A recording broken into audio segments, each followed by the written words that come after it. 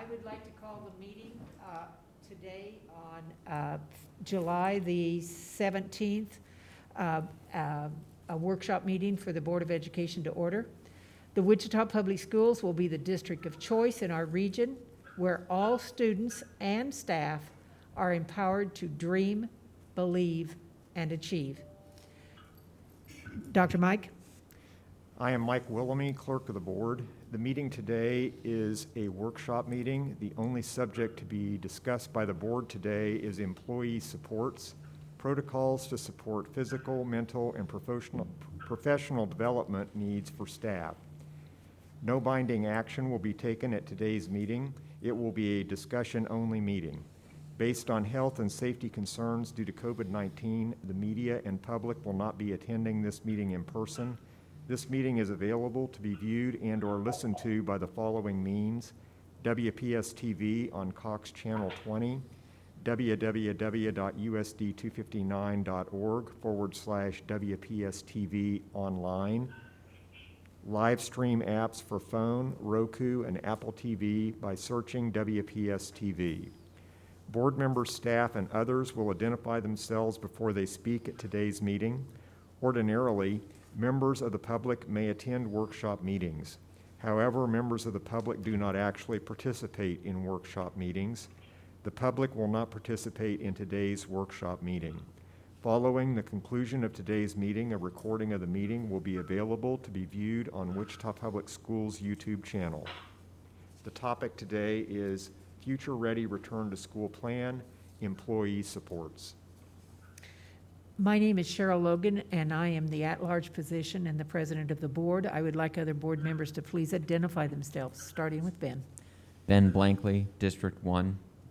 Ernestine Crable, District 3. Julie Hedrick, District 2. Mike Rohde, District 5. Ron Rosales, District 6. Stan? Stan Reeser, District 4, remotely. Yes, thank you all very much for being here, and I will turn the meeting to Dr. Thompson. Good afternoon, board members. It is a pleasure to be with you for the third and final time this week. I know you guys have been excited to see us every day, haven't you? Yes. Mm-hmm. So this will be our last meeting for the week. And I'm starting and ending today's workshop, as I have on our earlier presentations this week, by challenging you all to mask up. As we heard from Governor Laura Kelly when she spoke Wednesday afternoon to announce she would issue an executive order to delay the start of school until September the 9th, the most effective way that we can collectively come together to reduce the spread of this awful virus and get our kids back to school is to wear your mask. It has been heartening to see so many fellow Wichita residencies who are hearing the call and doing their part to prevent the spread of germs to others and get our kids back to school. We've heard from our parents and staff who are eager to get their children back to the educational environments that they love, and who are frustrated, disappointed, and stressed because the start of school has been delayed. And we've heard from our parents and staff who are concerned about returning to a physical space in the environment with the brick and mortar because of the public health concerns. And as a parent, I too understand. And as your superintendent, I can tell you that the most important decisions that I have to make on any given day, and those who that all pertains to the health and safety of our students and our staff. And I know from the significant feedback we've received from employees and parents that safety is key. I will be committed each and every day to make sure our team does everything humanly possible to maintain safe and healthy learning and work environments, whatever those environments may look like. And I must emphasize again, we can't do this alone. We must get this virus under control in our community. It's not a matter of politics or forcing people to do something they may not want to do. It's a matter of doing what's right and doing what each of us as individuals can do to flatten the curve and allow our community to move forward. Please wear your mask, practice good hygiene habits, including hand washing, stay out of large groups, and stay home if you're sick. As I prepare to turn the mic over to our distinguished team today, I want to say thank you to all of our amazing safety and health providers that have worked with us to develop our protocols to keep staff and students safe. Dr. Reddy, if you're out there, thank you.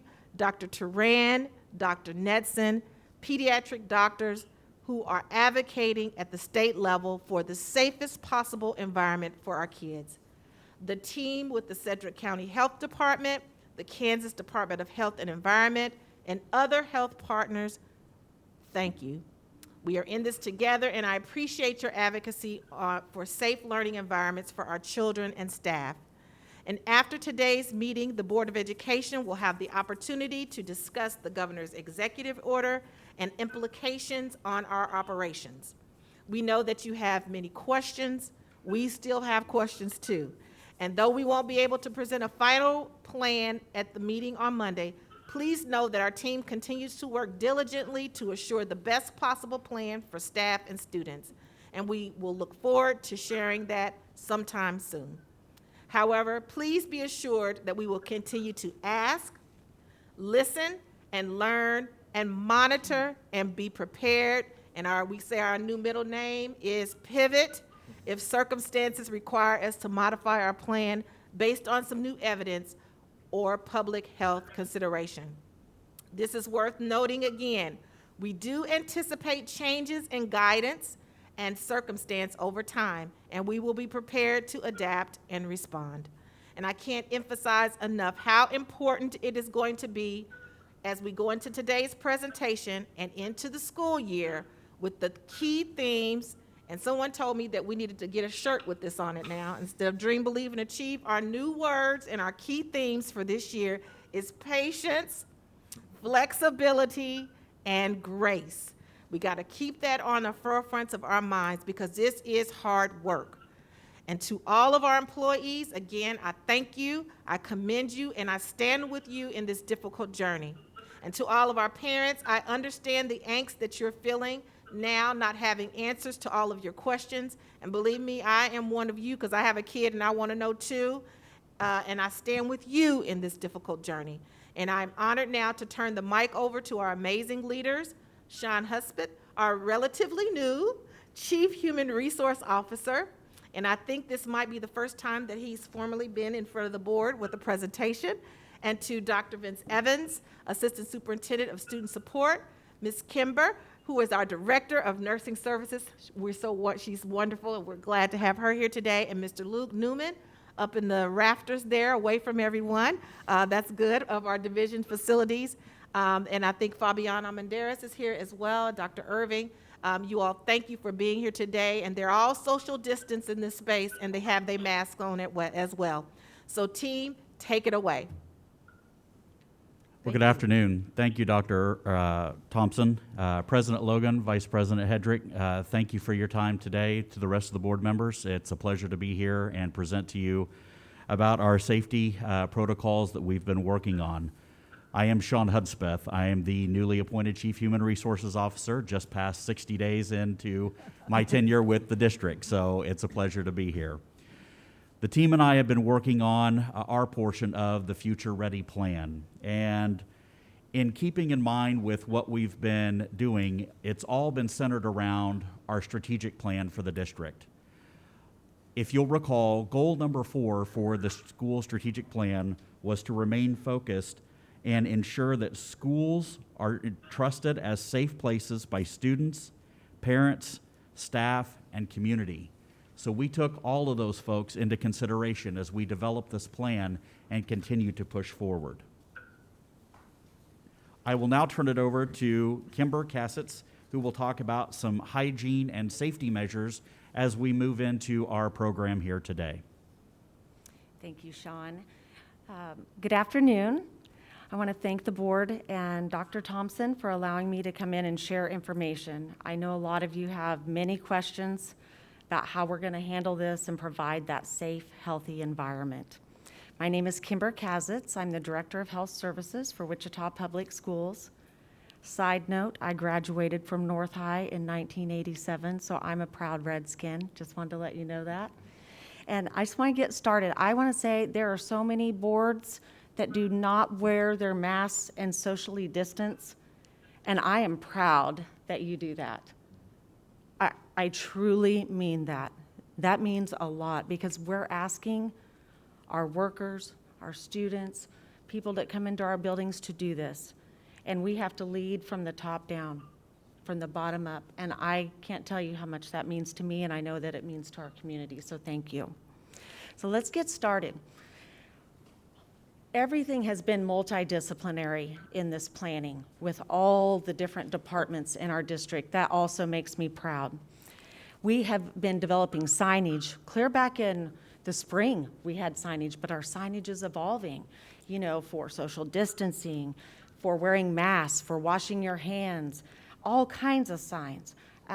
We are working on that. We're moving forward, and we're continuing to make those better at all times. So staff and students and visitors are always going to have access to hand sanitizers. If someone shows up at the building and they don't have a mask, we'll have a mask for them, okay? We are preparing education, not just for the students, also for the staff. Okay, we're going to be working on videos during this time before school starts, just quick snippets that teachers can pull up and play for the kids, and also that our staff can watch at the beginning of the year. They need to learn how to appropriately put a mask on and take it off. What happens if you touch the front of your mask? Another thing is if they need to use cleaning agents in their room, they need to understand how to use those cleaning agents and should they wear gloves. And, you know, certain agents need to sit for an amount of time and others don't.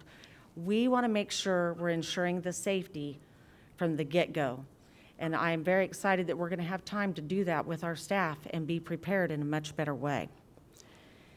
The biggest point I can make about this slide is if you are sick, stay home. If you are sick, I don't even mean if you have a fever. If you have a fever, 100.4 or higher, you definitely have to stay home. But if you're not feeling well and experiencing these symptoms, stay home, whether it's from work, school, or going out into the public, okay?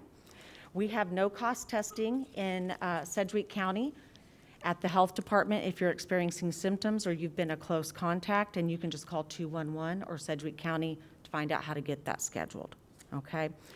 So I want to thank you for wearing the PPE today. Thank you so much. I know it can be frustrating when you're talking. So we're going to move forward and talk about the mask and face covering. So I've kind of covered some of this, but right now, as it stands, students and staff will be required to wear masks at all times. We don't know what's going to come out in the executive order next week, how that might change, but that's what we're planning on the bus, in the schools, those situations. If we have employees that say they have an exemption or some condition, underlying condition that would prohibit them from wearing a mask, then they would contact the Director of Employee Relations and Title IX. Students requesting this would contact the department that I'm in, which is Health Services in Section 504 ADA. We've got that contact information up there at Section 504 support at usd259.net. And we'll try to work that out and figure out what we can do. There's going to be some interesting information we're going to talk about a little farther down the line in this presentation. Okay, with our personal protective equipment, we've already talked about we're going to teach not only kids, but teachers, staff members, how to use the equipment appropriately. A lot of people are nervous because they provide care to special needs students or students that can't care for themselves, like diapering, toileting, feeding, ventilator care, trach care, G-tubes, catheters. I mean, we're providing a lot of services for kiddos. Our speech language pathologists, our PTs, OTs, nurses, audiologists, they're not going to be able to distance. I don't have extended arms to feed a child or to transfer a child that cannot move on their own. So I want to ensure that we are working as a multidisciplinary team with our supports in facilities, with our supports in our ordering and stock supply, and our categorical programs and our paras and nurses that we're going to assign, make sure that the people that need extra PPE beyond the mask, like a face shield, a gown, gloves, are going to have those. So I know people are worried about that. We have been working on this nonstop, and we have worked with the Sedgwick County Emergency Operation Command Center and received a lot of PPE through our county. So I do want to thank them for that, for allowing us to do that, because in the beginning, it was only for medical and essential places like doctor's offices and hospitals. And I've been on calls with them, and I said, we need it at the schools. And it opened up. So I want to thank them. And we are working on a matrix to figure out how we're going to distribute the PPE, who will get it, and all of that. So that is coming, and we assure you that we will provide a safe environment, not just for kids, but for our staff. Okay. Our school nurses can't do it all. You know, everybody else is going to have to come in and work with them. So we will talk more about that a little farther down the road. The next slide is something, we have a lot of resources, but I chose just one because I know there's a lot of parents that are like, how in the world is Johnny going to keep a mask on, right?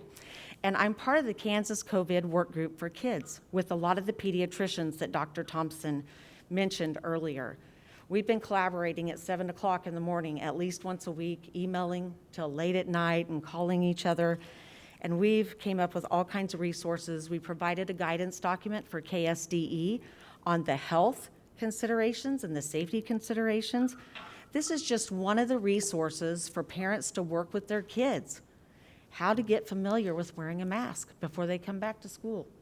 We have a lot more, but I just thought it would be great to show you this because I know there's a lot of anxiety out there with kids and adults, and I want them to know there's ways to kind of condition to get used to this.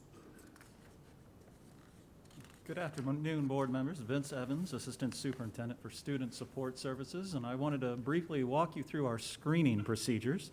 And I know Dr. Thompson already noted this, but I will say it again. We do anticipate that there will be changes coming to this. We're very much looking forward to the executive order on Monday and continuing to work to keep current and to keep safe. I don't know about the rest of you, but when I walked in to North High today, I noticed this sign on the door. And this is our self-screening document. And parents, if you're wondering, well, what all does that say? We'll make sure that that is accessible to you so everyone can see it. You don't need to come up to the school to check it out. But we do have self-screening documents on every single one of our facilities at every entryway. And individuals entering a district building, they have to complete that self-screening questionnaire. And that signage, that questionnaire is really looking at 3 different items. It wants to know, are you experiencing symptoms? Are you advised to quarantine, or have you traveled outside of the state? And if you meet any of those 3 criteria, we do not want you entering our buildings. We want you to go home and be safe. So individuals that answer yes to any of those questions that are posted, it's time to return home.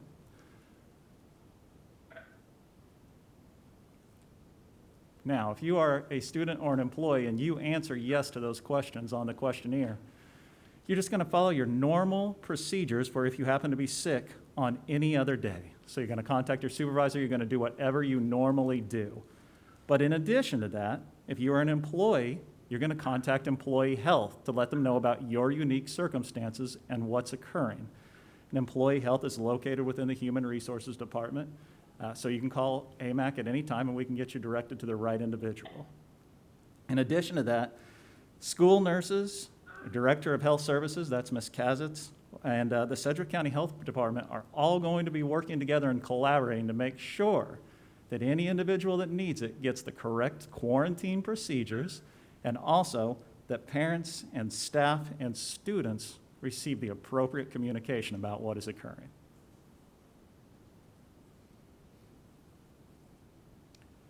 So, Sean Hudspeth, Chief Human Resource Officer, we have spent a lot of time working on a COVID response plan. I can't tell you all the team that is in this room that has joined with us collaboratively to put together a plan that we feel like would bring our teachers and staff, our students back to the safest environment possible. I give you an example up on the screen and in your handouts today because this is just right now still a work in progress. As a result of the announcement that came from our governor, it's forced us to kind of go back. We will be retooling this, but this is kind of a working example of all the different scenarios that we will look at and the possibilities that may exist within our buildings related to staff, related to students, and any visitors that we might have in our school buildings for this upcoming year. Okay, thank you, Sean. This is Kimber Kazitz, Director of Health Services. So we're just going to come back to health and safety. Anyone that knows me, when I start to talk about something in the school district that I know people may not want to hear, oh, here she comes with another rule. I start for the health and safety of our students and staff, and then they let up a little bit when they listen to me. So that's my number one goal, is to try to do our best to help our school district, every building, be healthy and safe. We know that it's community spread. You know, people are going to go and come in and out, but we are going to do everything that we can. And it's not just my role. It's not just the school nurse role. It's everyone's role. The community members coming in, staff members coming in, vendors, visitors, students. We all have to take part. That's why this education piece is going to be so important. It's everyone's responsibility, including students. When I was on my way to the meeting today, I was listening to the weekly briefing with Sedgwick County Health Department at 11 a.m. They are putting out a lot of PSA announcements and videos to the public. It's getting ready to come out, so that will help us in this endeavor as well. The important thing to remember here is we anticipate ongoing updates to protocols, because this is evolving and changing. We know what it looks like now. We don't know what it's going to look like in the fall. And flexibility is key. My nurses got me a Gumby, because I always tell them you have to be flexible like Gumby. So I love our flexibility in there. That'll be great. And just so you know, Sedgwick County Health Department and I have been on the phone daily, multiple times a day since March. Email, I have their cell phone numbers. They know it's me when it's coming in. They call me too. We've always done that. So I want you to know where there's constant communication there. And people have asked and been concerned about, well, are the nurses trained in this? Well, I'm here to tell you, they're trained in communicable disease surveillance and management every single year in August, and as things evolve, remember we had all those influenza changes? Oh, you could come back after 24 hours fever-free. No, now it's 5 days from the date of onset. Nope, now it's 7 days, right? We are on that. We stay on top of that. But no, they haven't been trained yet, because they'll be trained when they come back with the most up-to-date COVID recommendations from Sedgwick County Health Department and KDHE. I guarantee that. Every nurse and health room assistant. So we will continue on that. Another note, we have the Kansas School Nurse Conference next week that hundreds of nurses across the state are going to be going to. And I want to thank Susan Willis for finding funding for our school nurses to go to this virtual conference this year, and so they can learn and collaborate and figure out how they're going to do this when they come back, right? And we know how much peer relationships and collaborating is important. And the same doctors that Dr. Thompson mentioned will be on a COVID panel during our conference, including Dr. Menz and Adrian Byrne from Sedgwick County Health Department. Okay, so moving forward, I don't want anyone to memorize this. I want to just show you an example of flow charts we use. Anyone that knows me through Section 504 knows I like checklists and I like flow charts. I like to be explicitly clear. So this is an example of a document that I worked on with Dr. Turan, actually, and our group. And it's just I want to let you know that when someone is sick at school, because let's say sometimes you wake up and you feel fine, right? And you're like, oh, I just had a bad night, right? But you get to work and then all of a sudden, or you get to school, you're not feeling well. So people are like, what are you going to do when that happens? Well, what we're going to do is the teachers, they will have a checklist of when to send kids. They will radio the nurse, whatever they work out with their nurse. Each building's kind of different. If it's going to be a Teams message, phone call, radio to the office, and let them know that they've got someone that's sick, right? And then we're going to immediately isolate them and assess them. And each building's going to be different where their isolation area is, because some buildings are short on rooms, some aren't. But we'll figure that out. Okay, and I'm glad that Luke's division is working on the special filters for health rooms as well. So we'll do that. They'll wear a mask. You know, they should have a mask on anyway. And then the delegated personnel or the nurse that's assessing will have appropriate PPE as well. You know, wearing gloves, mask, face shield, gowns, because they're going to be coming into contact with people that more than likely could be positive for COVID, right? So I'm not going to go through the nursing assessment and things that we're going to go through, but we assess kids every day. We monitor for communicable disease surveillance every day in a school. We know the process. I contacted Sedgwick County Health Department last night. We know the process. And so we will follow that process, and we will go with guidance from our health department. Okay.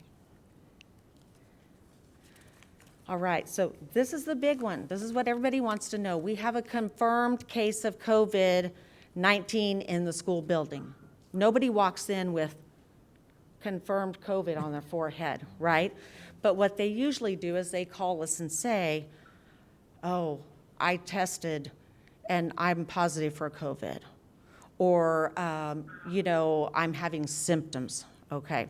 So the school nurse, and if the school nurse is not there, they'll contact me and health services.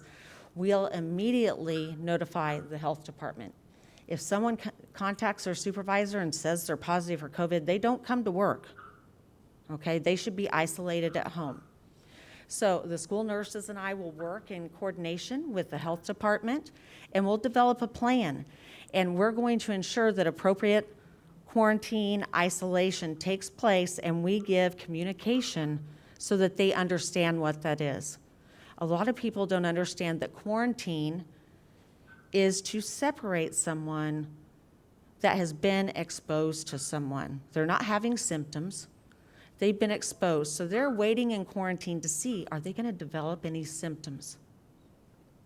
Isolation is for someone that's experiencing symptoms or it's tested positive for COVID, and they have a certain amount of time that they have to stay at home and wait until they're fever-free and all of that. And I could recite all that to you if you want me to, but it could change tomorrow. I doubt it. It's been pretty consistent for a long time. So everyone will be encouraged to cooperate with the health department and the school, because we're going to need to call people and contact trace. And our system that Terry spoke about, Terry Moses, earlier this week, will also help us in the contact tracing if we have someone from outside, or say me as an administrator had gone out to visit one of the buildings for a special needs program. What rooms did I go to while I was there? Who did I interact with? So we've got some processes in place. I want to ask for grace and patience, because this doesn't turn around quickly. There's a lot of investigating, because we want to make sure were there close contacts. A close contact is not somebody you walked by in the hallway. A close contact is someone you were within 6 feet of that person for 10 minutes or longer. That's a close contact, okay? So just passing period in the hallway is not a close contact. And then we will also let the individual who tested positive they will not be identified. I want to make sure that we protect their privacy. We're never going to say Johnny in 2nd grade has COVID. We're not going to do that. So we will protect the identity of anyone, staff or student. So now we're going to move into, after we develop that plan with the health department of, who needs to be quarantined and isolated, then I would contact Mr. Newman, I think he's over here, and he's in facilities, and he can explain that process. All right, thank you, Kimber. And good afternoon, Dr. Thompson, members of the board. It's good to be with you again here this week. As Kimber said, there's going to be a lot of different scenarios that we could run into, and there's a lot of hypotheticals that go along with that. But I can say that we've prepared plans for protocols and how we address it on the facilities side of things for all these potential scenarios that we can imagine that might come up. For simplicity's sake, today I'm just going to bring your attention to our protocol in facilities and how we will respond to COVID-19 confirmed cases in our buildings. So the first thing we're going to do is we're going to shut down the room in the area where they've been frequently for 24 hours where they had prolonged exposure. While that occurs, so no one will be allowed in that space. While that is shut down, that space, we'll be disinfecting ancillary spaces, hallways, restrooms, any other spaces that child may have frequented as a preventive measure, and we'll be doing that with our electrostatic machines, which I mentioned on Monday's workshop. And we will be doing that with a low toxicity disinfectant. This is the same type of disinfectant that airports use while their spaces are occupied, so it's very safe. So this will allow the rest of the building to continue functioning while that room is shut down. After the 24 hours have elapsed, our mechanical department will get into these spaces, and they will change out filters on the primary air handling units. They'll sanitize coils, they'll sanitize any parts of the ductwork that might need to be sanitized. The next step after that will be to have our custodial crew go into that space and again disinfect with electrostatic machines. And of course, all this will be done with the proper PPE. We think it's really important that the custodial crew gets in after the HVAC crew does their work, because the HVAC crew could potentially be stirring things up as they do their work inside of those duct systems, and the custodial department will come in and they'll do their final disinfect to ensure safety of that room before it's reoccupied. Thank you, Luke.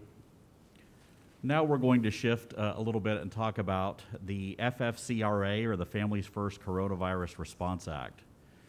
Many of you were probably made aware that this was put into place by the Department of Labor back on April 1st of this year.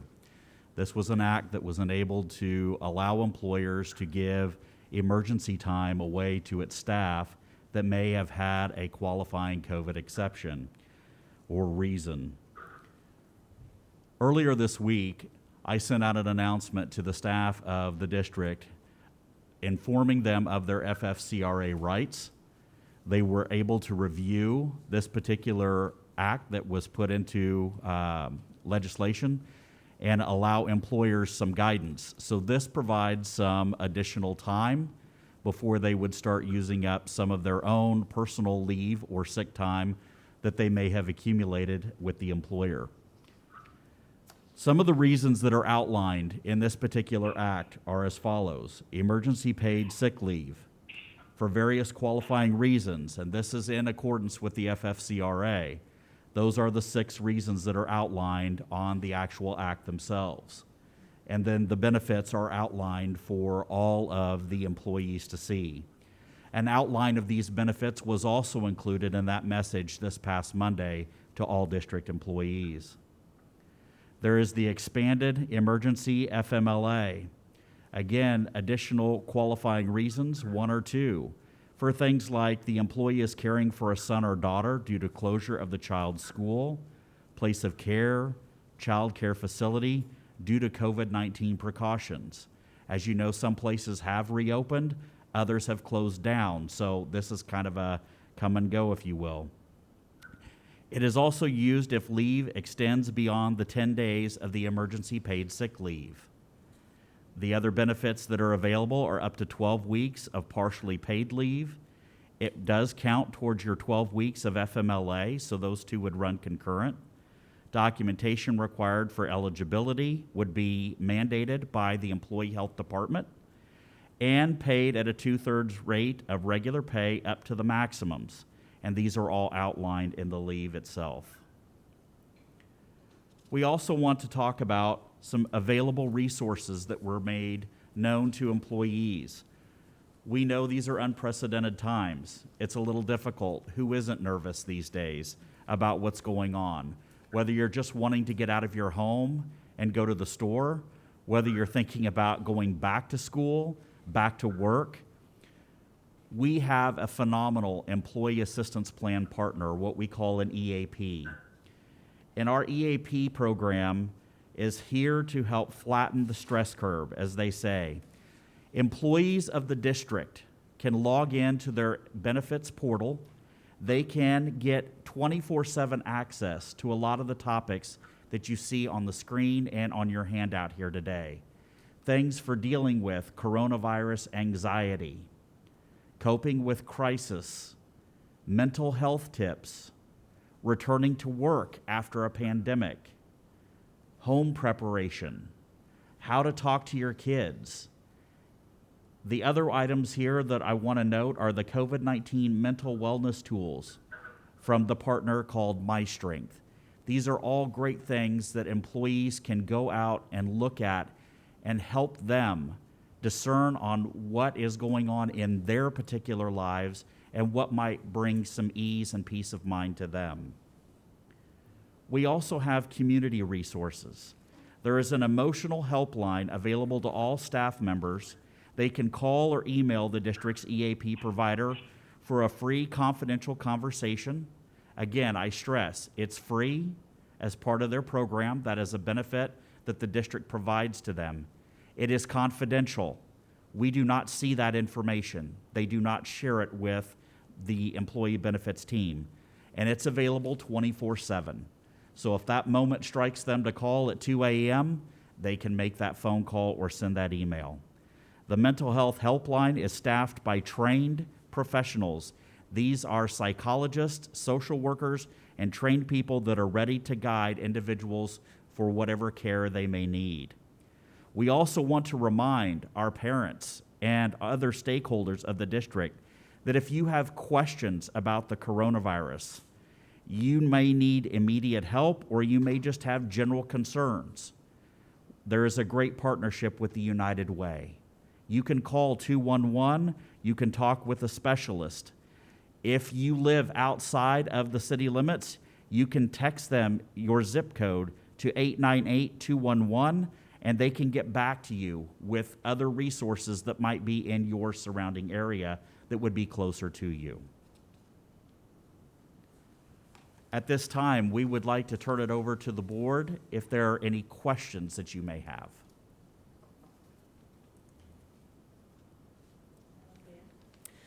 Yes, thank you for the presentation. I have 3 questions. The first one is, some employers, specifically in the health professions, require their employees to have an annual seasonal influenza shot. Is that required for us, or are we considering that for our staff? Currently, we don't require that for our staff. We strongly encourage it. I would like to say that it would be beneficial to have the clinics where we could get that done in the workplace again, and the health department has said they would work with us and other entities. I know we kind of went away from that, but we do see a higher incidence of people getting immunized for the flu shot when it can be done there. And we are really going to strongly encourage it for our students because it's supposed to be a rough flu season. Okay.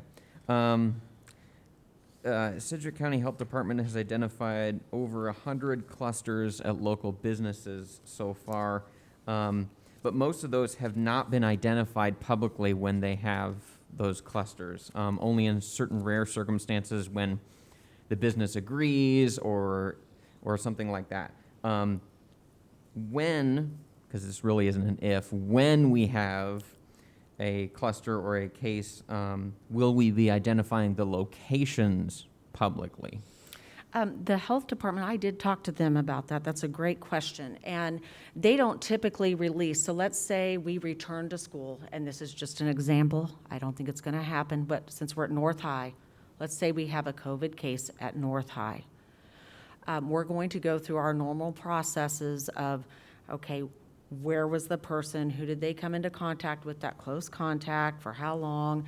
you know, and we look at 2 days before they started having symptoms. There's so much that goes into this. And it would, depending on how many people are involved, or if it's really difficult to contact trace, it could be that they would say this is a cluster area to do that if there were multiple cases. But just a case here and a case there, they're not going to say, today we had a case at North, tomorrow we could have a case at Benton, and 3 days ago we had one at Minnehaha. They do not release that information. If it's a situation like if we were going to have an event, let's say we were going to have parents in. I know we're not planning on this, but if we were going to have a big parent family engagement event and we didn't know who all was there and we couldn't really track, so we didn't have anybody sign in, so that would need to be announced. If you were at this building on this day for this event, you need to contact the health department, or you need to monitor for symptoms, those types of things. But it is not normal practice for them to just give out the name for a case here or there. It would only be in a situation where we couldn't contact trace or there was a clustering situation. Okay. And my third question is, as a WPS proud parent, we know the unspoken tactic of juicing the kid with Tylenol and sending them to school anyway. So do we have some way of mitigating that in these kind of circumstances? I don't know how to mitigate a parent giving their child Tylenol or ibuprofen, or even a staff member taking it, but I will tell you that it will be in our communication of recommendations not to do that. You know, we know people are going to be sick. We are encouraging, if you are sick, you stay home. And so there's not going to be shaming if people are sick, if kids are sick. I mean, we want them to stay home, but I realize we have parents that need to go to work and things like that, and they might give them Tylenol and ibuprofen, and then the nurse, or myself, being a nurse 26 years, I'm like, oh, I think the medicine wore off about 11 or 12, you know, and then they've got 101-degree fever, and they're like, oh yeah, I took that bubble gum stuff this morning, you know, the liquid medication. So it does happen. So I want to strongly encourage our parents not to do that. Please don't medicate your children to mask any illness or fever. That's just going to cause more of a spread of disease and illness. Please don't do that. Okay, and that's what I have. Thank you. Thank you. Julie? My first question is, it seemed like the message was a little bit inconsistent about wearing masks. I thought the other day we had some kids not wearing masks, and then it sounded like today all kids are going to be wearing masks. Is that because of? And the reason why it's confusing is because it is confusing. When you have three different people, you know, you have your city, you have your county. Now we have an ordinance now from the governor, and we have recommendations from pediatricians. So there really are not consistencies there, but they're going to get there. And then when they get there, we'll be able to be consistent with the message. Okay. That's why it's confusing. Okay. But we do know some things, and we'll repeat again, when they're on those buses, all grade levels, everybody, adults and the kids. We also know that our upper grade kids, middle school and high schools, they're going to wear them, and the adults in the building. Where the issue is the little people, and what ages and grade or whatever is going to be required for them. Okay. So that's where we are at this point. Okay, very good. Second, I appreciated you giving this information on emergency paid sick leave and on the expanded FMLA. And based on those numbers, for kind of like the typical person, the typical employee, that seems like that would probably be adequate. But I'm concerned about high-risk staff, you know, even to the point of high risk in such a matter that they even wonder whether they ought to be back to the schools at all when they open. So I know there'll be some opportunity for some folks to be teaching on remotely. So just, I know that's a big question, but how is all that working for high-risk staff that, are gonna potentially use their sick leave up real fast, and, that question? And I understand your concern, Ms. Hedrick. That was part of the reason for Monday's email, because we know there are staff members out there that have that concern.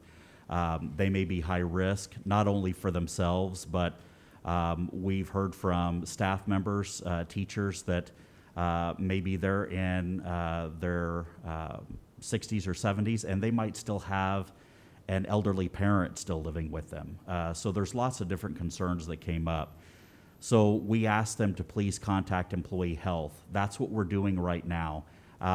Maybe it's somewhat of a blessing we got a little bit more time before school starts, because we're still trying to vet through all of those different scenarios. And my team is working up until late in the evening and starting early, because there are questions coming in, and then we're trying to provide the proper guidance as to maybe which leave would apply to certain individuals, maybe how they should utilize their time that they do have. Some are discerning whether or not, if they're eligible, they may want to take retirement early. You know, these are all questions that have been coming up. So we are working through those one-on-one with every individual that has called. And so as of the end of the week, we've heard from just a little more than 150 people. Okay, very good, thank you. You're welcome. And my third and last question is, yes. Yes, it's on. I'm sorry, I need to talk into it. Thank you so much. My third and last question is, if we've identified a student that needs to be either quarantined or isolated, and you know, they've been attending on site, are they going to be able to be temporarily put on the iSchool remote plan while they're quarantined and or isolated? And I'm going to look up at my chief academic officer before I say something that I'm not totally sure on that one.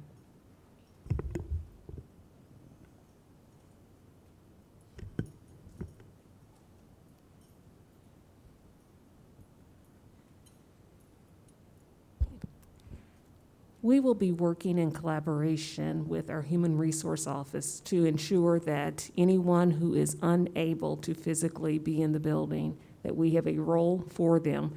It could be my school remote, but it may not be, depending on how many positions we need for that particular delivery model. But we will ensure that all staff that are unable to physically be in the building will have a role in supporting instruction in some way.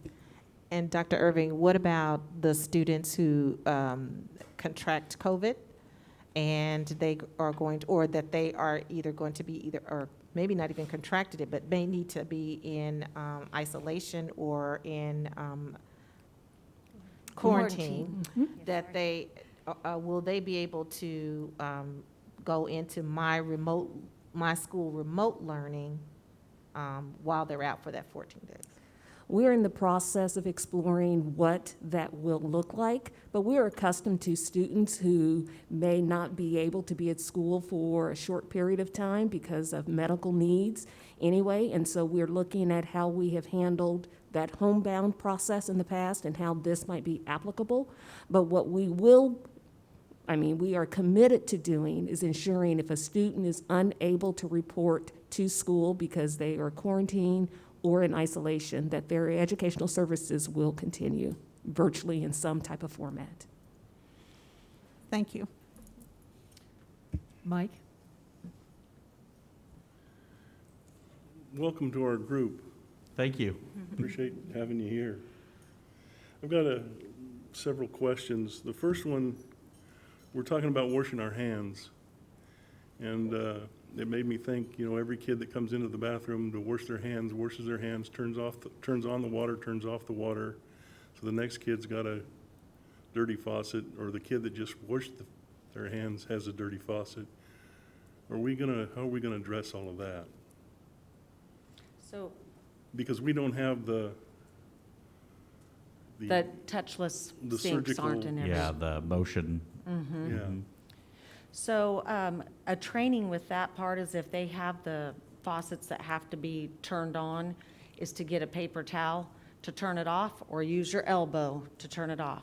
So that's part of the teaching process. So, you know, when you turn it on and you wash your hands really good, I know I always think about that. Well, when I touched the sink the first time, my hands weren't clean, right? But now they're clean. I don't want to touch it. So I either use my elbow or I get a towel and I turn it off.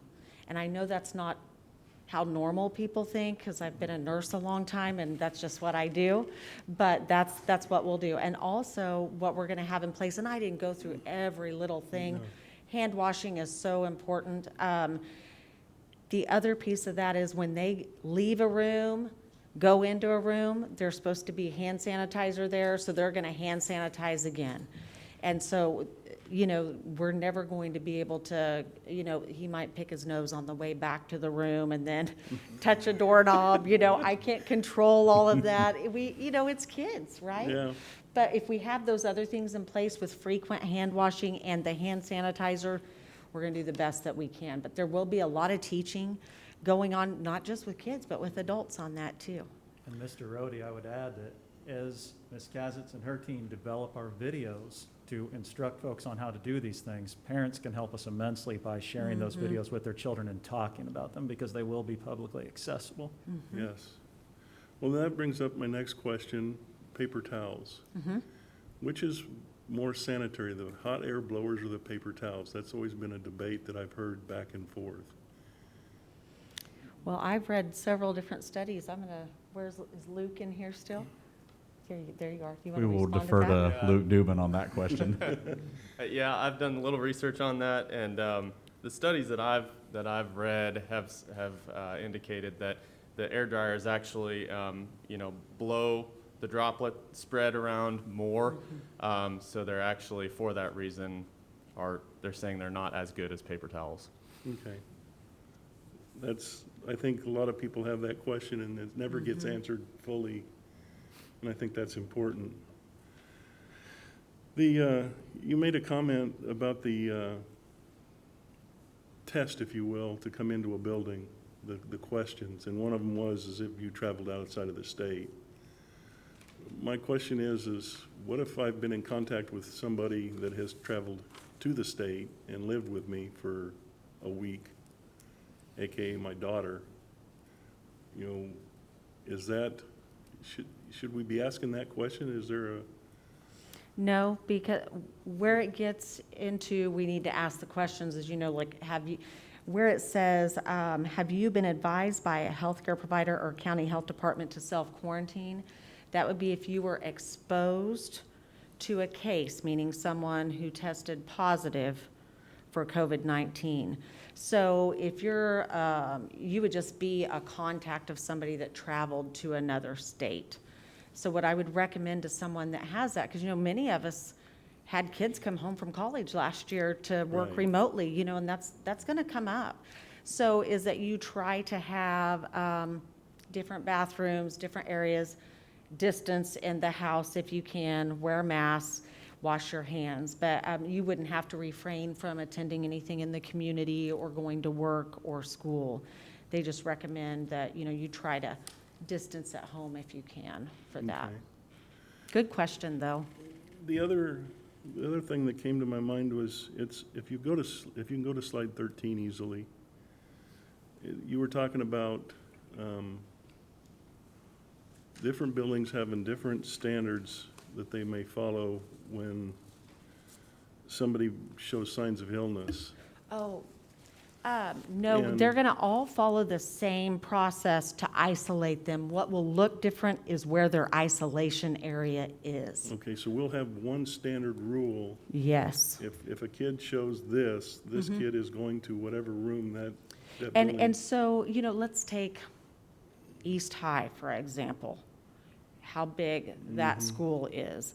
And, you know, are we going to have, what's the communication process going to be like before they come? Like, they're going to need to figure that out of if they're going to call the health room or send a message or call the office, because not every health room is by the office. So that will be unique. But we do need to let them know, because we have a lot of students with chronic health conditions. You know, G-tube management that isn't necessarily in a categorical classroom. Our students with diabetes, they are in the nurse's office several times a day.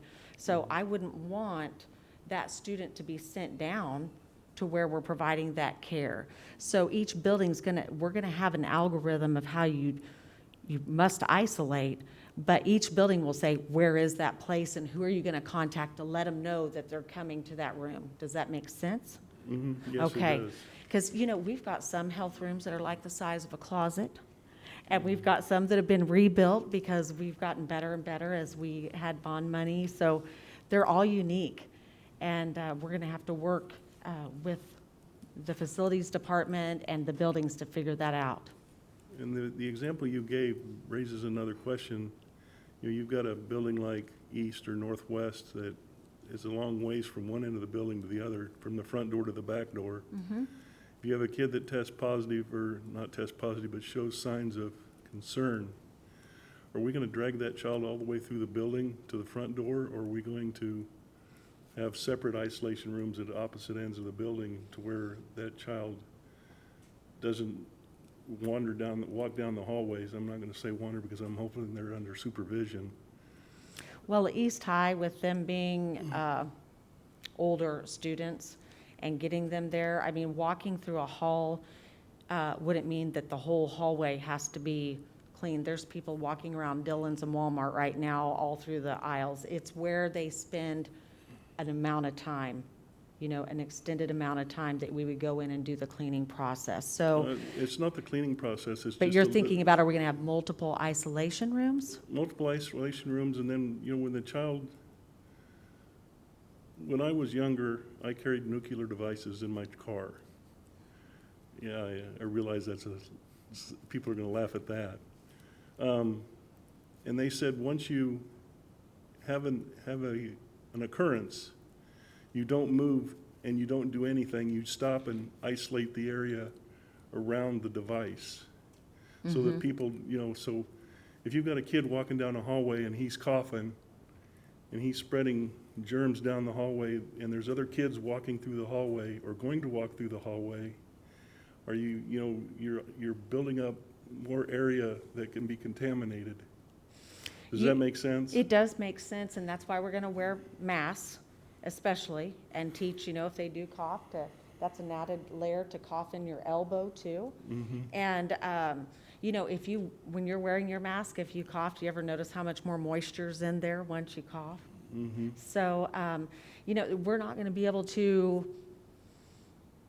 prevent someone from having to walk from somewhere, because I don't have enough staff to go multiple places in a building. We're gonna have to have a spot, and that's where they go, and we'll try to make it as easy as we can. And those larger buildings, we are looking at a possibility of a couple of areas there, but it's who's gonna be there to staff that communication. I don't want a kid going there and no one's there. Right. And then they're wandering around trying to find out where the staff is. So those are things that we will make sure that the staff know where it is to tell the students, and also the students, because it's gonna look different. Yes.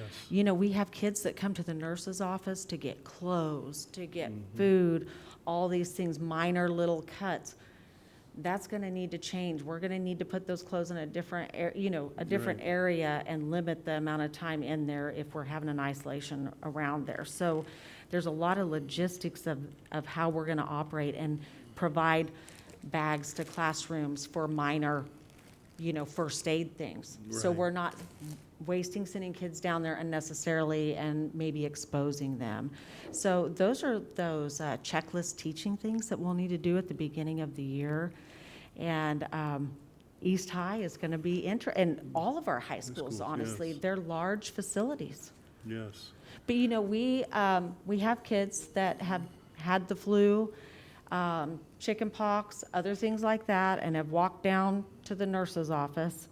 And so, but our goal is we're going to isolate, assess, and send them home as soon as possible. We don't have to wait to hear back from the health department. We're nurses, we can assess that, send them home, contact the health, you know what I mean? Right. We're not no, going to delay getting them home. No, What will be interesting is we've got to have contact information updated for all of our parents so we can get a hold of them when we need to and to answer our call. Yeah. Yeah. And that, the other question about that, when you get a kid, say you get a kid that's sitting in a classroom and he develops 101 fever, and we isolate the child, what happens to the rest of the class? The rest of the class continues to take all the hygiene and safety measures of washing their hands. We're going to recommend that the teacher wipe down the desk area. Everyone will have supplies in their room to do that. So if a student is ill, they need to wipe it down right away, or they could ask custodial. But I think they could have gloves and do it immediately so that no one else comes into contact with that. And but the other kids, I mean, we wouldn't do anything different. Okay. If the person is confirmed a COVID case, then we would notify them and go through that whole process of close contacts, and then let the other people that need to know that we had a case in the school, but you're not a close contact. Does that make sense? Yes, it does. Yes. No, that makes sense. And I've developed letters for that. They're ready to go, tab and type, for when that happens. And I'll add to that the recent news that we're going to be getting 100 more electrostatic machines for all of our schools. That'll help that effort a lot. So if we do have a kid that goes home sick, that'll be something that we have to work with the principals on. But it might be something that the students could just move out of the room for 5 minutes while we go in and spray it with electrostatic disinfectant. And that makes total sense. I think it gives the kids a sense of safety, and that's what I kind of was looking for was, the rest of the kids are going to be freaking out. But it's a small disruption for some peace of mind. Yeah, Yeah. and that's was kind of the root of my question. My last question is, as you said, East High is a big school, Northwest is a big school. We've got some elementary schools that have about 150 kids in them. Are we going to staff the nurses according to population, or are we going to staff them according to the number of buildings that we have? It's not all numbers. And the reason why I say that is we can have a high acuity of students. I want you to think about some of our smaller elementary schools where we have pre-K and kindergarten students that are newly diagnosed with diabetes. Does anyone have any idea how many hours a day it takes to manage the care of that little one? Any guess on the average? 2.5 hours a day of the nurse's time. So there's a lot to look at there, and I get it. I mean, how are we gonna do that? But I also have to look at the medical acuity piece of the children in the school and the intellectual level of those kids. We have some kindergartners that have been a diabetic since they were 3, and they can teach us some lessons. But then we have some new ones that, they're still not regulated. Right. Even middle school, high school. Yes, we do. It's a lot of work, and we delegate that care too to unlicensed assistive personnel, but there's a lot of questions that come up daily, hourly in those situations. So we've got to really look at safety and models there. Okay, well, I appreciate that. One last kind of statement that I want to make is I got to read this book, and I'm kind of sorry that I did. And it made me realize one thing. Before I came into this room, I believed that education was first in what we did, and everything else was secondary. This has changed my mind. Safety is the first thing that we've got to worry about 100%, and the education is going to become a byproduct of us getting our kids into the school. And that's why I'm so concerned about nurses, the number of people, what we do, evacuations, those types of things, because I no longer care about A, B's, and C's, and 1, 2s, and 3s. I care about, can we get our kids to school and home in the same condition? And that's kind of where I'm at right now. Thank you for your hard work. Absolutely. Thank you, Mike. Ernestine? Well, I want to hammer a little on one of the questions that Mike asked. Supposing that there is this classroom of 20 students, 25 students, teacher, and one of the children definitely gets diagnosed outside of school, say, and they call into the school and say, this child really has been diagnosed with COVID.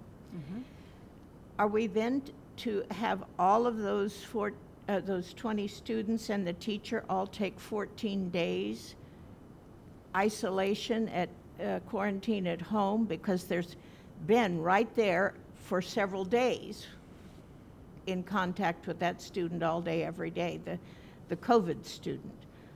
Do Right. we have 14 days that everybody in that room goes home? Not necessarily. What happens to trigger that once we get that little diagram that you had with all these words on it? Kind of our We've example walked through flow chart, so yeah. many scenarios on that. The way it works is immediately the school nurse, or if let's say the school nurse isn't there, the principal would contact health services, and either myself or one of my support nurses would immediately get on the phone. A health with- person would come. Yes, we would get on the phone with the health department. We start that contact tracing process and getting the information. So part of that is we will talk to the teacher. We'll find out, okay, so this is where Johnny sat, because we can't call Johnny's mom and say, who was close to Johnny today, right? So that's why it's going to be so important to have cohorts and distancing and all of that. So if they are distanced 6 feet from each other and they were never 6 feet for 10 minutes or longer, then they may not consider anyone a close contact in there. But if it's a classroom that isn't very rigid and controlled in how they have their processes, this is why it's going to be really important to have these plans in place. They may say, you know what, it's hard to say. They were moving all around. I don't know what groups they were in. There was a sub there that day. It was out of control. I don't know what they'll say. They will say, well, then we're going to quarantine the entire class. And that would be 14 days from the last day of exposure. That's the current guidance of what we're doing. So that's why it takes a little bit of time to figure it out. We don't just shut the school down. And part of the reason is because we're moving teachers. We're trying to get specials teachers to move around the classroom so kids aren't moving all around, having elementary students eat in the classroom. We're looking at a lot of things to where we can minimize the impact, mitigate that so that we don't have to shut down as much of the area or as much of the school or send people home. Well, then I come back to something for Dr. Irving and Yes. we talked the other day about the idea that maybe the teacher could teach that bunch for 2 weeks from a remote camera or a remote place to the students staying home the 14, but they don't lose the education for 14 days if, say, the whole class was indeed identified as having been in that is. Do we have the computers to send home with students to do that kind of thing? Yes, I don't remember what board meeting you all approved for us to purchase computers, devices for each and every one of our students with the internet accessibility. So yes, students will have devices that they will be able to take home to continue learning. So if we needed to quarantine all 20 kids and a teacher, they could all continue their education. They just would do it remotely for 2 weeks and then come back? If they are well enough to do so, yes. I mean, yeah. Yeah, If they're just being quarantined and they're not sure whether they have it or not, but they need to be quarantined as KSD, Kansas Health Department or the Sedgwick County folks tell us, then we will be able to do that, yes. Okay. Ron? Ron Rosales, 6th District. Going back to personal protective equipment, it says that staff and students will be educated. Every year, teachers do the bloodborne pathogen videos, and they get certified. So will this be something that follows that format, or how are the staff to be educated? What is it going to look like?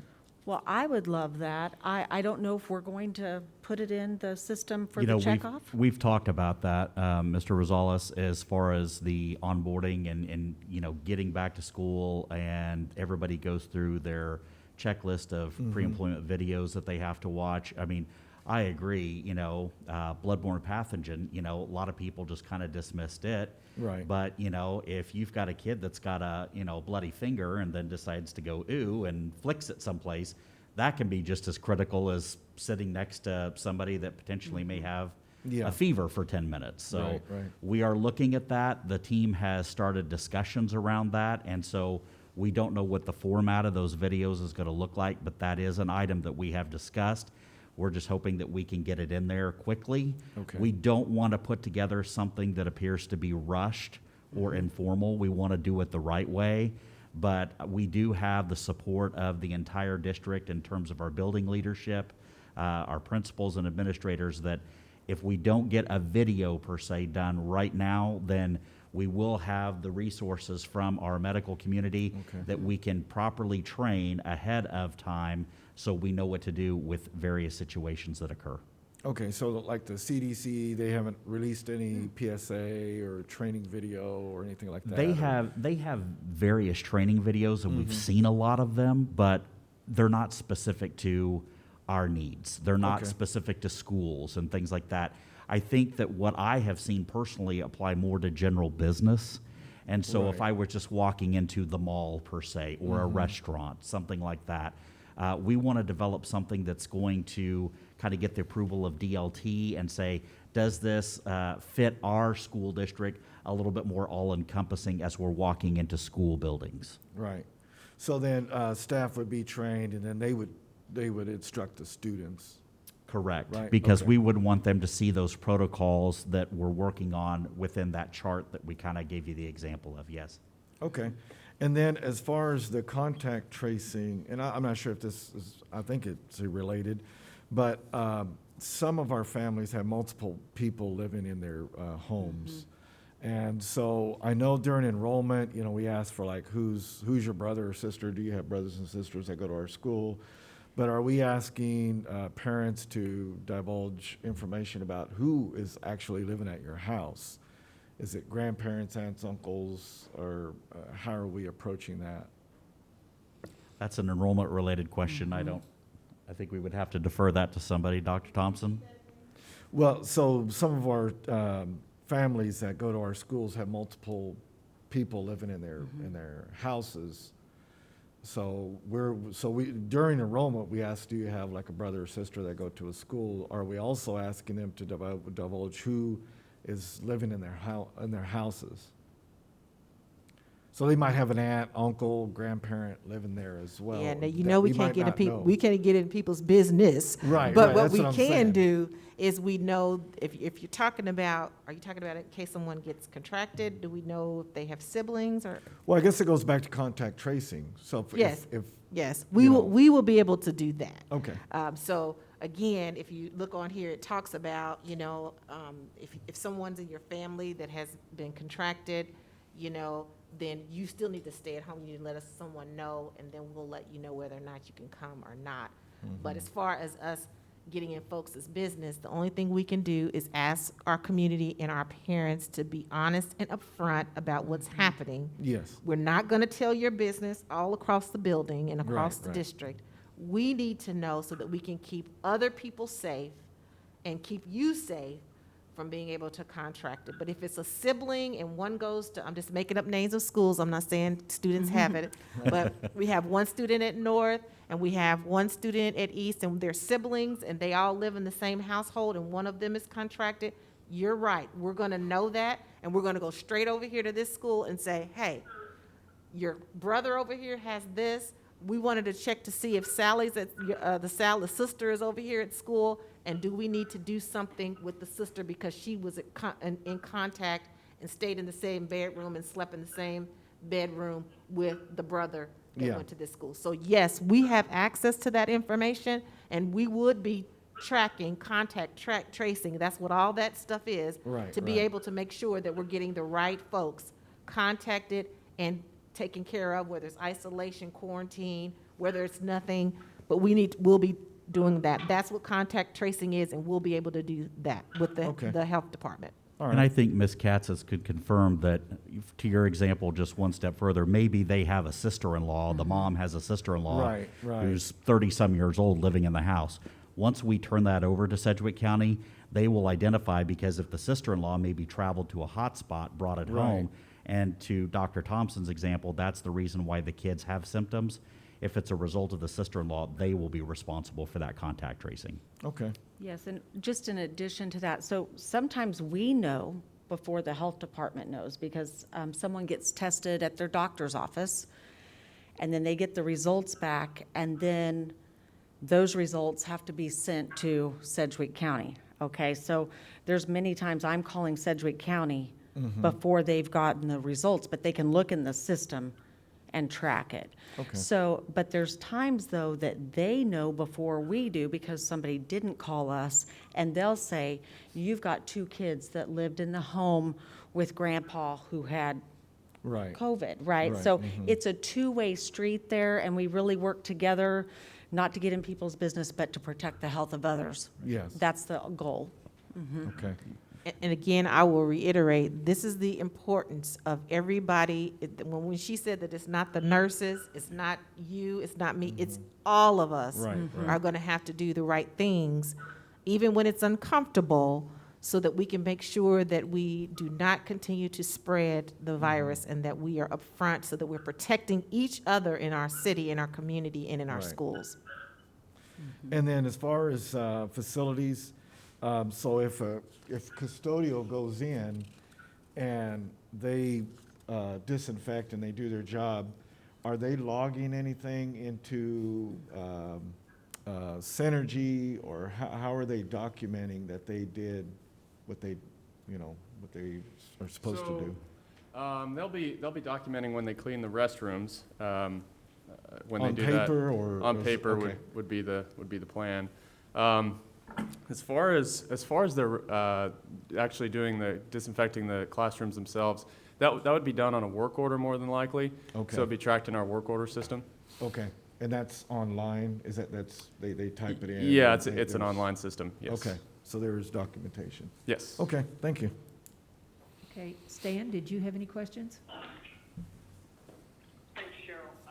Not really any questions. I was just going to say that we at Via Christi St. Francis, or Ascension System, these flow charts that's in front of us today, and these check-in procedures, and the follow-up procedures once a person is tested positive, are very similar to what, or almost exactly what we've been doing at Ascension Via Christi since March. So I think we're on the right track here, and it may not always make 100% sense at the very first, but once schools are up and running and the check-in procedures are run for about a week or so, it will make more sense, and it does work. Thanks, Cheryl. Thank you. I have a couple of questions. First, you referenced an email that had gone out to our staff earlier this week.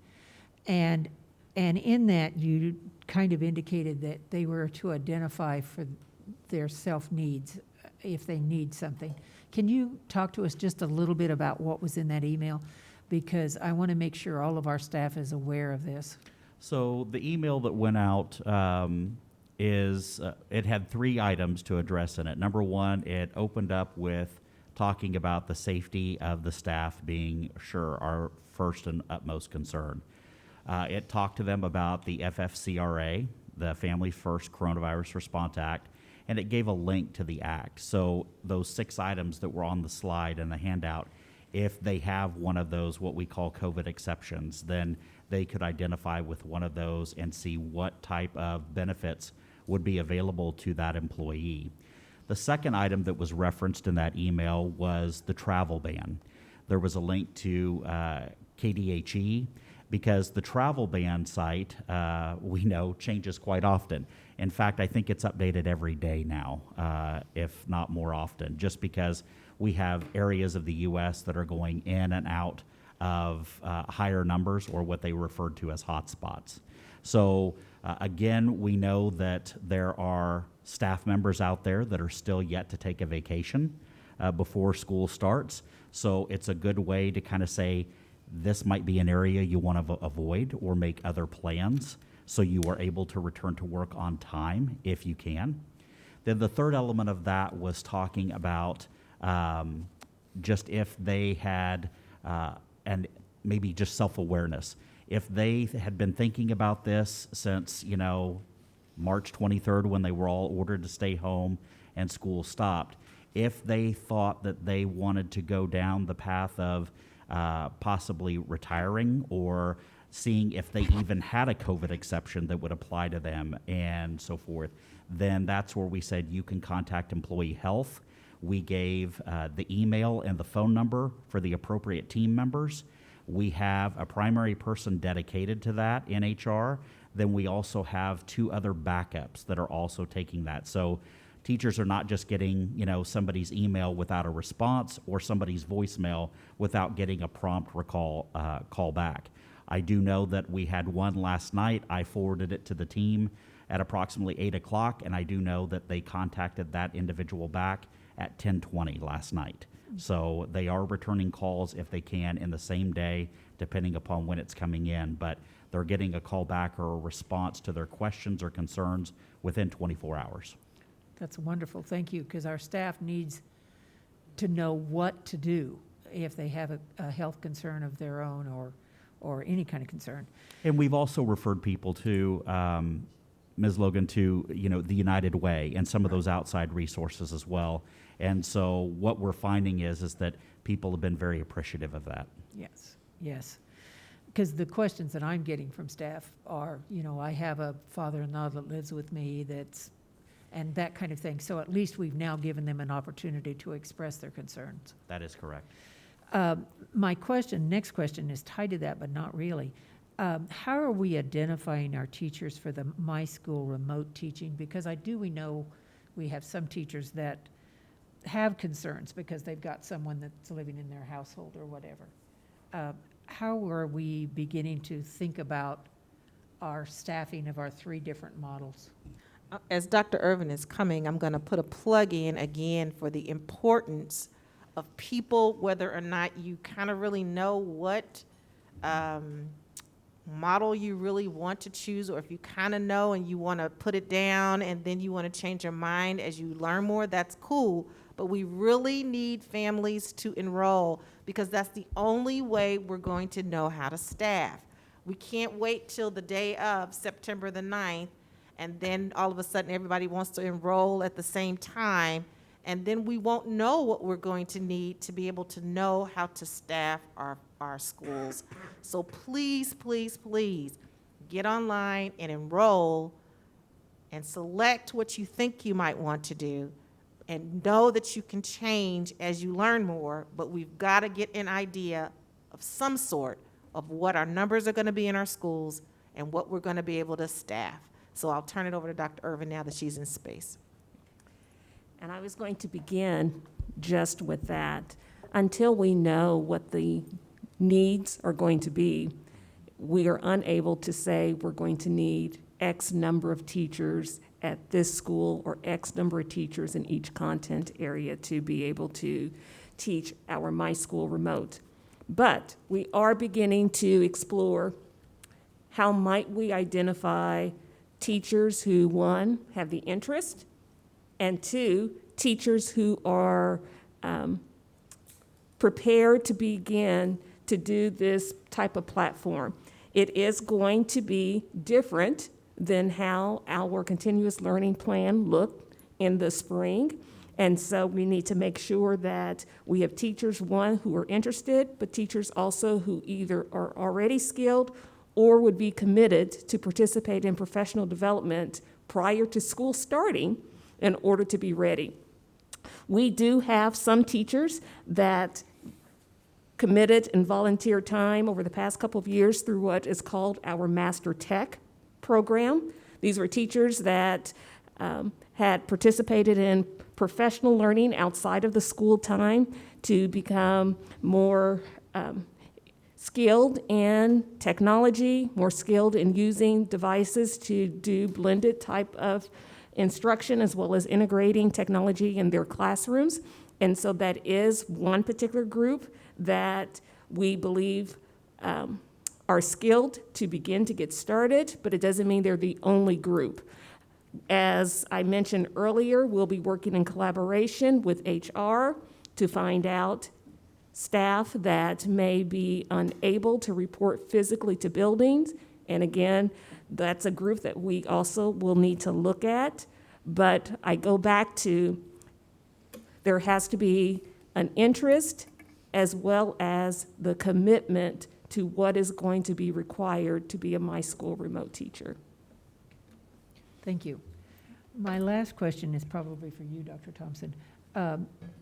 We know that school is being delayed until September the 9th, and we also know our timeline of when our staff and so on are reporting back.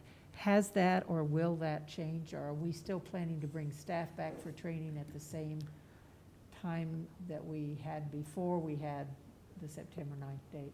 From what I'm understanding, there will be some guidance in the executive order as it relates to not necessarily specific dates, but what the expectation is as it relates to what happens to people, whether they need to come back before September the 9th, and what that should look like.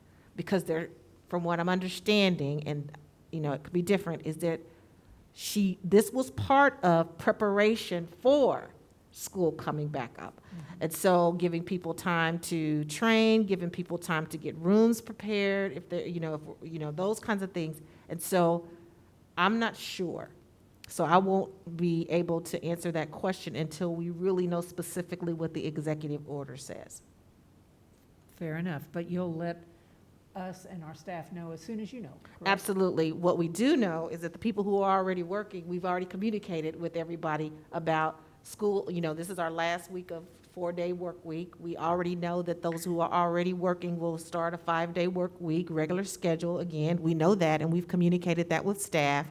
But as it relates to the building-based folks, what we do know is that our building principals, our high school, middle school principals, and elementary principals actually will be back in next week again, and then, because that's their regular time that they're to come back, and they would have come back anyway, so they're going to come back. And then I know that there's going to be some communication as it relates to the clerical people, folks that actually, their time also ends in June. Now, we will have to do some adjustments to some things depending upon what the executive order says as it relates to contact time, all that, and we can talk about that later. But as far as staff is concerned that's ready for next week, everyone has been communicated with, and they know what to do for next week. Okay, thank you. And that's the end of my questions. Ben? Yes. So two came up in my mind. One of them is just about the month reprieve. So in our plan for technology for kids, we had Surface Pros for the secondary students, and then the primary students would be receiving essentially secondhand devices in kind of a piecemeal approach, but that would be happening further into the fall. So I can't quite remember when that further into the fall was supposed to land. Well, that's because we never said. Because we were trying to make sure we knew exactly when the units would be arriving. So that is going to be communicated to Mr. Dixon next week, or if he has not heard today, at the beginning of next week, he will know exactly when those units will be here. Then we will be able to put out a deployment plan of action, due dates, and all those kinds of things that we'll need to do. Okay. The second thing, and maybe this is, I was originally going to ask this at the Monday business meeting, and maybe it needs to be at the next business meeting we have. So I have seen various metrics on whether we should have 100% remote. We're going to have our 3 models of learning. We're going to have our EI Academy, our My School Remote, and an in-person, regardless if our buildings are open or not. So we have a snow day, the various pieces of information go into that snow day. What types of community health metrics are we going to be looking at on whether or not September comes, it was supposed to be August 13th, but let's say, September comes, what metrics are we looking for in our community spread of COVID to help determine whether we do go hybrid or fully remote rather than the plan we've been talking about for the last week? Things like percentage of positive tests, growing cases or flattening. There was a document that was released, the Center for Public Integrity. It was developed by the National Coronavirus Task Force, and it basically showed Kansas as being red and Sedgwick County being ultra red right now. So they were looking at those specific kinds of factors as metrics that put us in the red right now. As a district, we do not have a matrix of that nature.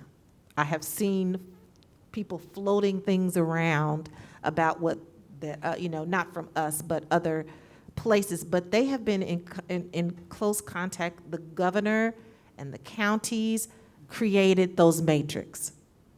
We don't have one. So I'm not sure whether our county or any of our elected officials will be putting something like that together as a guide for us to determine when we go into different phases or not. But as a district, we have not developed one of those at all, because I don't know whether, is that fair to say? That's fair to say. And the call that we were on yesterday with KDHE and KSDE, they specifically talked about those phases and pretty much leaving that up to local, because we look very different in Wichita than they do in some small towns that don't have any COVID cases right now. Mm-hmm. So the meeting that they had today, I provided a link and a screenshot for the board members of how to access their dashboard. It's quite impressive, the dashboard at the county. But just to I'm going to break it down real easy. Cases are high, hospitalizations are high, but they're not increasing. Does that make sense? But our cases are increasing and high, and our percent positive is greater than 10%. So we are in that red zone. And what Christine Stewart said at the health department today is if we were going to open tomorrow, we wouldn't be opening tomorrow. Does that make sense? Because we're like a level 3 red zone right now. So they're going to be looking at those things and then guiding us of, do we need to open or not? And They'll at the end of the manage that. day, though, to be honest, we're probably going to be, it's going to be the responsibility of this body to determine. They're not going to say, because we're red, we're going to tell you to shut down. So if that's something that, I'm not sure what you're asking, but we don't have that created. Right. But it's still going to be the decision of this body whether or not that is something that needs to be created. What is that matrix look like? What is that for us? Because we'll know whether we're hot. We'll know whether or not we're cold. But what we do to the school district is going to be the decision of this body. I guess then that leads me to, should we plan for a special meeting a certain length of time prior to the rescheduled first day of school to make that decision? I think, and I was going to say this later, we called these meetings this week. Actually, it was set up a week ago yesterday, on Thursday, because we saw the need very definitely to give us information as a board, but also to give our community that information. I would anticipate that as we get more information and as we get closer to the opening of schools, we will schedule additional new meetings. Currently, right now, we only have our meeting on the 30th and then a regular meeting in August and September. But I anticipate that we will have additional meetings scheduled, but it's going to be determined by what's happening and where we are in the process. So basically, we have a month to get things looking more positive. Otherwise, if we're in September, we're at now where we are, or Yeah. it's worse, Well, we're gonna probably be in remote learning environment 100%. we don't know at this point, because truly, 2 weeks ago, we didn't think we needed these meetings we've had this week. True. So we're basing it on point in time and information that we need to get out to our public. Okay. Thank you. That's all I have. Can I add one item, Ben, on that? Is we're always in a 2-week lag. We still haven't seen all the effects from July 4th yet. And something that the county mentioned today is they really kind of look at periods of 6 weeks. Like, what is everything doing over 6 weeks, you know? You don't just say, oh, one day we're red and the next day we're not. So they're going to be looking at trends and patterns. And if you think back to March, we were nowhere near where we are right now. So there's going to be a lot of different things going into the mix of making those decisions of, you know, what it looks like in the community and what's going to be best and safe. We just ask that the board, look at the leading and lagging indicators, and it's going to be up to you all to determine the level of risk tolerance, to determine what level of education that we're going to provide as you plan for those meetings. Right. And we appreciate the guidance from all of you and the superintendent in giving us the we need to talk to people kind of meeting. And we will continue to do that. So, I notified each of you, as you well know, as soon as I knew that these meetings this week were going to happen. I would absolutely do the same thing again if we need to schedule additional meetings. Ernestine. Well, when we started the school year last year, we were 80 teachers short. There's going to be shorter and shorter. That's not a good way to put it, but we're going to be Fewer? fewer and fewer, right. And so I would like to urge that in this interim time that we've got between now and September, that all of the teachers be trained on how to do remote teaching. And it's not just the technology. I've done it, I've been a teacher online and not remote for over 20 years. It's the how do you do the teaching using this instrument as opposed to standing in front of the class. And I would like to urge you, don't tell those teachers to retire. Tell them to go learn how to do remote teaching. We need them. We need every one of them. We've got the best teachers in the state, and I don't want to lose a one. And if one is scared because he's got a particular physical condition that makes them at risk, they'd be perfect for being a remote teacher, and we'll help them to know how to do it. And that's why I'm just excited about this extra time, because it's not somebody we're starting by the seat of our pants, but we've got time to really teach people not just how to use the machines, but how to present information to children that gets them engaged, how to put them into groups. I'm assuming that Microsoft Teams allows you to put them into small groups. And there's just some techniques that come with teaching online or teaching over the internet that are different than teaching in front of the classroom, but it takes the same kind of passion and love of teaching, and I don't want to lose them. So don't retire. Learn how to teach remotely. Stick with us, yeah. Yeah. No, Ms. Crable, I hear you 110%. I've taught college for the last 13 years of my career, and I will tell you that when I got asked to teach my first online class, I thought, oh, this is going to be a piece of cake, and it was not. It was an eye-opening experience, and I learned that I had to come up with a lot of new and creative ways to keep students engaged, other than just Zoom recording a lecture and putting it out there along with some supplements from a textbook. So I'm confident that the teachers of our district will learn how to do that, and we're more than happy to engage and train them. Do I want to see our great teachers retire? No, but I know that time's coming. But as my staffing manager sits in the room with us today, we can attest that we've got a lot of young, bright, intelligent teachers coming into our district this year, and they're excited. They are pumped, and We've been greeting them weekly at the new employee onboardings. And so just to see the energy and the level of enthusiasm, I think that we'll find a balance there some way, somehow.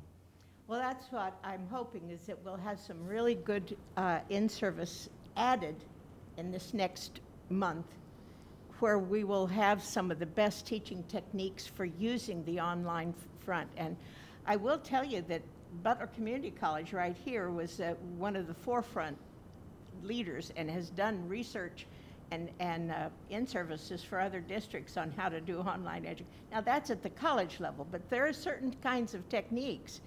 For example, I learned that you don't put a paper out that they're supposed to print out at home that has 19 colors on it. First of all, it'll use up all of their colors. Second of all, is that many people, if they even have a printer, they have a black and white. And there's many homes that don't even have a printer. So there's just that's just a technical thing that you don't think about. But anyway, I just really want to hang on to all those good teachers that we have, because I know that this is a tough time to be recruiting. And it's a tough time to be recruiting in Kansas, where we've right now got it labeled nationally that we're a hot spot. Correct. That's all. Thank you. And thanks for being here. We're You glad bet. to have you. Thank you. Julie? Ernestine reminded me when she talked about how we started the school last year with a shortage of teachers, reminded me about the substitute dilemma. So give us a little bit of information on how we're handling the substitute teachers, how they're going to be distributed, how our numbers, et cetera, et cetera. So this is where I get to defer to a staff member, and so I'm going to have Jenna Genist, who is my recruiting and staffing manager, speak to that, since she oversees the Office of Guest Services as well. Perfect. Jenna Genist, Manager of Staffing and Recruitment. To answer your question, Ms. Hedrick, we are actually preparing a all-guest staff interview fair for July 31st. It is a virtual event, and we are having people sign up as of today for that event. So we will be recruiting for this year for guest staff services. As of right now, we have just upwards of 700 guest staff teachers. So we have those people employed, and of the 700, we have 250 to 300 that are consistently working on a day-to-day basis. So we are prepared to take any absences that come our way. Thank you. Yes, you're welcome. They've done a great job, Ms. Hedrick. I mean, they have really planned ahead, and I think that if that time comes when we're ready to start calling upon our subs, we've got a good, loyal team that's going to be ready to spring into action. Now, I'm sorry, I'm asking another question when you're moving away from the microphone. But I've heard, and I don't know if it's rumor, but I've heard there's been some talk of like handling the sub placements a little bit differently, like maybe subs would be assigned to a certain building so that there wasn't the moving around all over the district like there typically is with subs. Sure, and I can yeah. answer that. We are actually putting together some guidelines for our substitutes. Of course, that is up to them to decide which assignments that they are going to take. However, we are going to advise that they do try to stick to 1 or 2 schools rather than move across 94 throughout the district. So we are putting those guidelines together. So it'll be guidance, they still make their choice. but- Correct. Got it. Correct. Okay, Mhm. thank you. Ernestine? I want to urge all of those teachers and substitutes that are out there that all of the polls we are needing 140 poll workers right now for the voting that happens on August 4th. So while you are not right now in your classroom, this is a chance that you could be a good citizen and go be a poll worker. The Sedgwick County Commissioner of Elections is fighting her own battle with cancer. And this would be a time she would normally be out there recruiting and speaking to groups. And she can't be doing that. And so we are short 140 poll workers. So please make a decision to do that while you're You can wear masks, of course. You should wear. You must wear. You legally must wear. Yeah. Okay, I'm seeing no other questions. This was an excellent presentation. Thank you so very much to all of you who participated. I think the more we share our thinking, the better off we are. And we ask for and want feedback from our community. That's part of the reason we put these 3 meetings together, so that we could hear back from our community members, our parents, our staff, anyone who wants to give us ideas and suggestions, because this is still a work in progress. It is not completed. We did have a meeting scheduled for the 20th of July, which has been canceled because we will not have the guidance from the governor until later that same day. And we need that before we put out our plan. We will stay in contact with our staff through our emails, so please continue to watch for your emails as you give them more information. And as I said earlier, we will schedule additional meetings of a board as we need them, and I'm sure we may need some additional meetings, and we certainly will let you know as soon as those have been scheduled. Currently, our next meeting is on July the 30th. And it will be a regular business meeting that day. And we definitely will be having that meeting. Will it be at noon or at 6? At noon. It will be at noon on July the 30th here at North High School. And with that, I'm going to turn it over to Dr. Thompson. Okay, so I know staffers, they're going to want to know Monday when the governor does her executive order, that people will be wanting us to answer lots of questions about that. Well, we really still can't answer lots of questions about that because the executive order then goes to Kansas State Department of Education for them to review and do whatever it is that they need to do with that.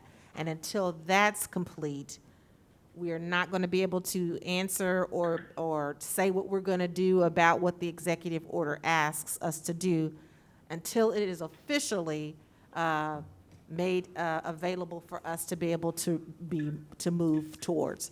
So with that being, and that doesn't happen until after she reads the executive order, just so you know how it goes. It's supposedly it goes over to KSDE, and then we will await direction from that body, okay? So I just want to make that clear so that people won't think we're not being responsive or saying what we're going to do after we heard the executive order, that we can't do anything until we get the clearance from KSDE or whomever to move on the executive order, okay?